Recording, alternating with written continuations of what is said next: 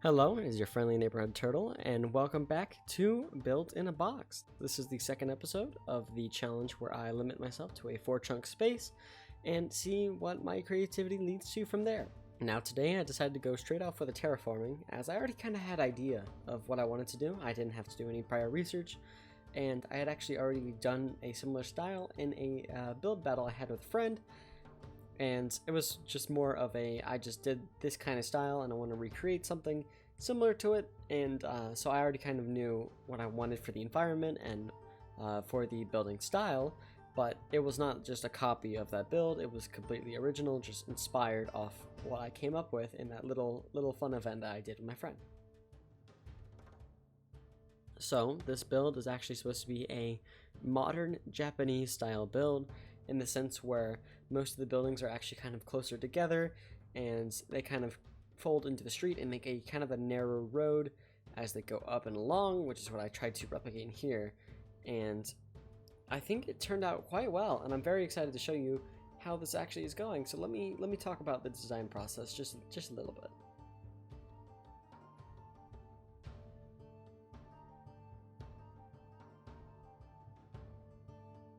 I first started off with planning the road to the street, and I was going to originally do just one straight street, but I decided a little bit of branching off I thought would be kind of fun, and I then moved on towards planning out everything with white wool, which this would be for the buildings I was going to create, and pretty much nothing else. There was no other planning that had needed to be done, in my opinion.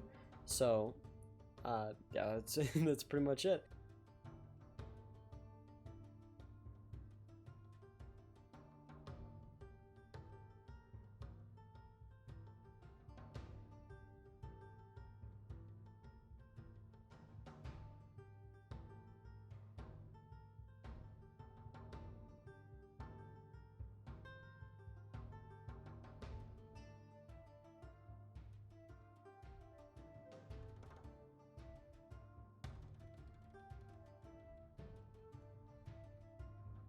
So for the building style, it was actually quite unique, and I was really happy with how these turned out, as they were more experimental. They were more on the experimental side for sure.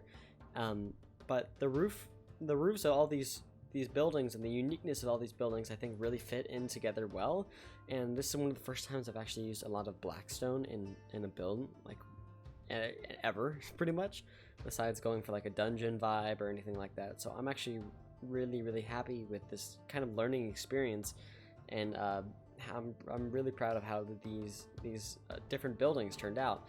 I also mixed in a little bit of deep slate. I think it was mostly tiled deep slate as well as polished deep slate. And one thing I thought was actually quite fun and interesting to do is I actually intertwined these tiny little buildings between every single main building, in the sense where everything is connected and it feels kind of like a Japanese town, in the sense of, you know, it's all kind of clumped together in its own way from what I've seen. Now for towers and things like that, I actually wanted to keep it fairly traditional, so in the more traditional and old, like medieval-ish Japanese style of roofs, but yet I still added the modern aesthetic with the bone blocks used as a nice little color palette against the dark oak stripped wood, and I think it turned out quite nice.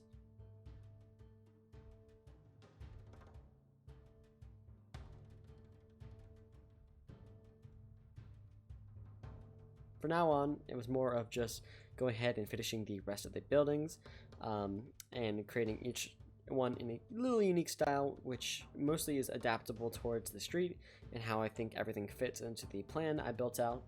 And this is why I like planning out my builds beforehand. I don't know what exact style I'm going to go for. I'm not sure what I'm going to add to it, but I know I need to fit to this shape, and that I don't want to just copy paste every single build over and over again. So for now, I'm just going to let it roll for a little bit, and then I will go ahead and talk whenever it's all done.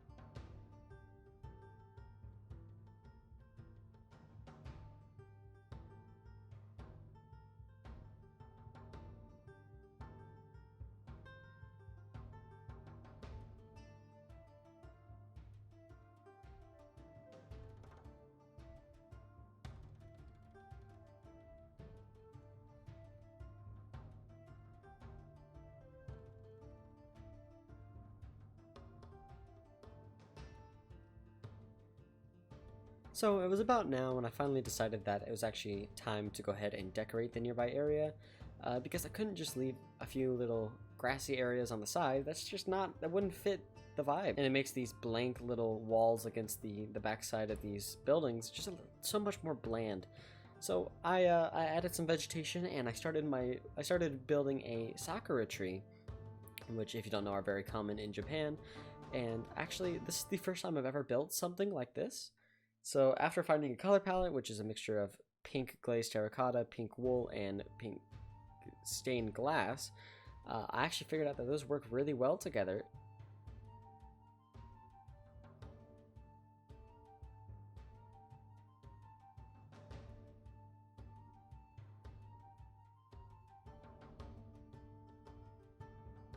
Now, the process of building these trees was actually a ton of fun, and I really enjoyed it, but alas, it's not actually complete without the use of other things like vegetation, flowers, everything else, and I think more peonies, just like in the last in the last little 2x2 chunk challenge build. I can definitely say that challenge correctly, can I? But in the last one, I added a lot of peonies, and I felt that would actually work in this one, because it adds kind of to the little pink color of the sakura trees. And also I added things like more azure blues and lilies of the valleys, but I tried to avoid many things that are different from the Chinese style build as we did in the last one, just because I felt like the aesthetic fit a lot better.